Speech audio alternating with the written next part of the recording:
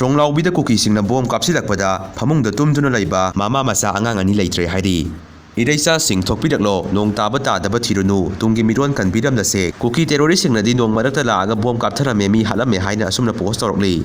Thaudo asigi matangda Rambai Tengon gi PRO Robinangang khairakpam nasu wafam ama phongdorokli. CSO amani nasu haiba takhi Imphal da kuki lakpada kaiba Leitre haidana aduga government nasu kauchokna rasi kana lauri madugi chapsaba mahai nungaina tumsariba pikliba isa anida phangledana mapok sigi oina nusina basu sungya yaroidaba asida aduk yamna mithibong mitamban minai oiningbasibu kamain tawbano haina asumna phongdorokli.